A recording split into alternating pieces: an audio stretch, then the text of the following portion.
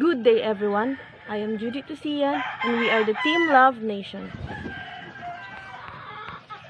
And our topic is all about Principlism theory. What is Principlism theory? Principlism is a system of ethics based on the four moral principles. These are autonomy, free will or agency. Number 2, beneficence, do good. Number 3, non-maleficence, do no harm. And we have number 4, social distribution of benefits and burdens. Advocates for Principlism argue that from the beginning of recorded history, most moral decision makers descriptively and prescriptively have used these four moral principles, that they are part of are compatible with most intellectual, religious, and cultural beliefs. Principlism designates an approach to biomedical ethics that uses a framework of four universal and basic ethical principles. Principlism justifies moral reasoning by appealing to the method of reflective equilibrium and to the common morality. Classification of Principlism. Principlism, the overarching ethical framework in biomedical ethics. During times of crisis, the lens through which Principlism is viewed must shift from deontological to utilitarian theory. Criticisms of Principlism theory. In this part of essay, I assess the fairness and cogency of three broad criticisms raised against Principlism as an approach. That Principlism as an exercise in applied in ethics is insufficiently attentive to the dialectical relations between ethical theory and moral practice. That Principlism fails to offer a systematic account of the principles of non-maleficence, beneficence, respect for autonomy, and justice. And that Principlism, as a version of moral pluralism, is fatally flawed by its theoretical agnosticism. Famous thinkers or proponents and opponents of Principlism theory. K. Donner Closer. Principlist theory emerged in the 1970s and the name Principlism was bestowed in 1990 by K. Donner Closer and Bernard Gert. A principlist theory is committed to a global bioethics because the principles are universally applicable, not merely local, customary, or cultural rules.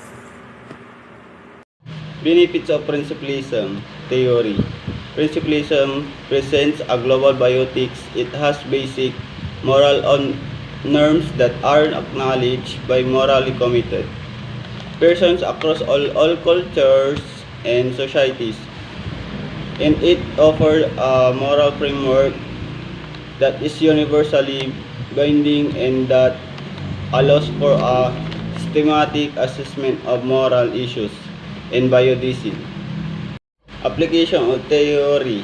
Three most applicable in Principlism theory. Abortion. The topic of the article refers to a debate about the pros and cons of abortion based on the main elements of bioethics. It should be noted that any debate of abortion in which are made arguments and counter-arguments is evidence of a general theoretical dichotomy that falls within ethical perspective regarding abortion. Human sexuality.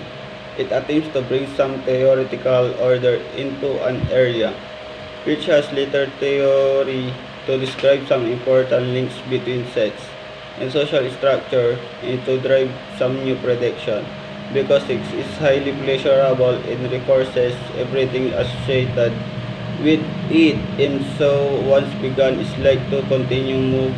So in circumstances that make it especially enjoyable because it requires for further contacts with the partner sex, makes information of stillborn, love, and eventually marriage more likely. Hi, I am John Jairus Clarence Doctolero, and our topic for today is lying. Lying must have three features. It must communicate some informations, be intentionally deceptive or misleading, and the liar must be aware it is true. In general, lying is considered be immoral.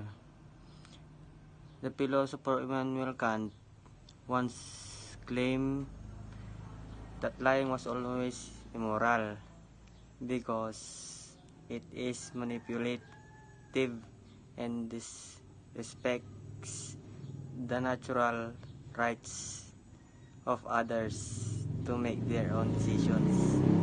Thank you. Good day, sir. My own evaluation of this theory is principlism. Principlism tries to give a framework for medical professionals to use in identifying moral issues through comparison process with the other person, and they make themselves feel good psychologically. And people's perceptions of themselves are referred to as self-evaluation. And the models of this epistemic position is discussed in this chapter. It goes over some of the researchers' ramifications to provide a framework to help those working in medicine, both to identify moral problems and to make decisions about what to do. Good day everyone, I am Jess J. Vargas and we are Team Lago Nation. So by the way, this is our question to reflect on principlism theory. So number 1, what is the aim of principlism?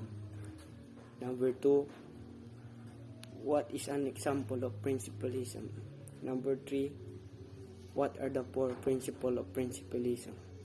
Number 4, what is the ethical principle of autonomy? Number 5, what is autonomy and principlism? So that's all. Thank you and God bless.